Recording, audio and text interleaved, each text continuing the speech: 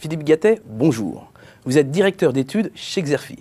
Vous venez de réaliser une étude sur les réseaux électriques intelligents en France, réseaux électriques intelligents. De quoi s'agit-il au juste? Des réseaux électriques intelligents, c'est la traduction française de ce que les anglo-saxons appellent smart grid, ce qui, j'imagine, ne vous avance pas beaucoup. En fait, la définition même de réseau électrique intelligent fait débat. Mais pour faire simple, retenez que ces réseaux combinent matériel électrique et équipements télécom. Ensuite, pour être encore plus intelligent, on leur associe toute une série de services informatiques. Principal objectif de ces fameux smart grids, optimiser la production et la consommation d'énergie des réseaux d'électricité, mais aussi des bâtiments. Car les infrastructures électriques actuelles commencent à dater. Elles ont été construites voilà 60 ou 80 ans.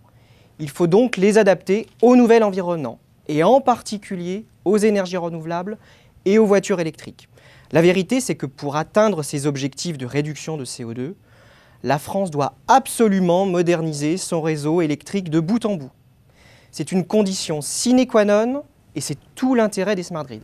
Le potentiel de ce marché donc doit être énorme. Vous évoquez d'ailleurs dans votre étude le chiffre officieux de plusieurs centaines de milliards d'euros dans le monde. Mais en France, y a-t-il des opérateurs qui se sont lancés à la conquête de ce marché? Eh bien justement, la France compte plusieurs grands acteurs mondiaux du secteur des matériels électriques.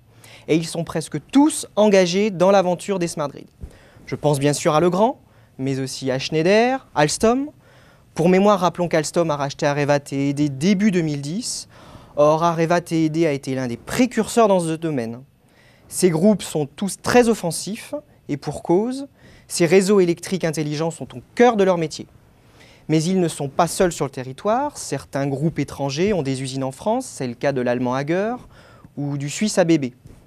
C'est le cas aussi des spécialistes des compteurs électriques communicants, comme l'américain Itron ou le suisse Landis+Gyr. Vous n'avez évoqué que des spécialistes des équipements électriques. Cela voudrait-il dire que les acteurs français des nouvelles technologies de l'information ne sont pas présents sur le marché? Vous avez raison, nous sommes surtout présents via les équipementiers électriques. Nous avons malheureusement moins de grands acteurs présents du côté des technologies de l'information et de la communication, les fameux TIC.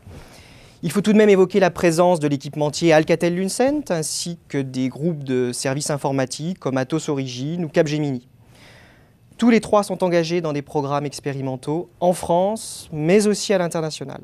Mais là, encore une fois, vous évoquez des grands groupes qui sont tournés vers le grand large. Est-ce que le marché français, lui, est également attractif? Attractif sans aucun doute, vu les montants en jeu. 35 millions de compteurs électriques doivent être remplacés d'ici 2016. Coût global de l'opération, entre 4 et 9 milliards d'euros, financés par les consommateurs. Les spécialistes des compteurs communicants peuvent donc se frotter les mains, surtout que d'autres investissements sont sur les rails.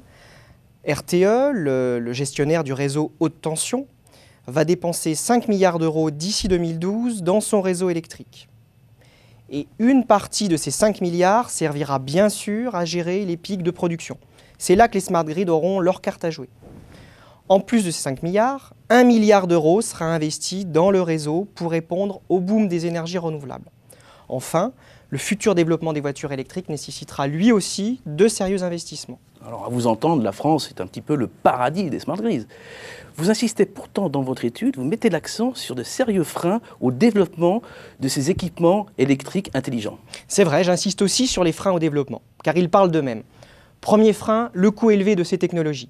Deuxième frein, le réseau électrique national est en fait déjà intelligent, contrairement à celui des États-Unis ou des pays émergents. En clair, le réseau français a été entretenu de façon régulière. Son architecture est même assez robuste pour répondre jusqu'en 2020 aux exigences du Grenelle de l'environnement. Bref, autant d'éléments qui limitent de facto le potentiel de développement de ce marché en France. Au final, le véritable essor des smart grids en France ne débutera pas avant 2020 selon nos prévisions. Un temps que les groupes industriels devront mettre à profit pour standardiser les technologies en cours d'expérimentation. Le temps aussi pour eux de se doter de savoir-faire spécifiques dans ce domaine. Autant dire que les opérateurs doivent investir maintenant, car la concurrence s'annonce rude. Pour les plus pressés, la croissance externe peut être une solution, mais les cibles sont encore bien rares.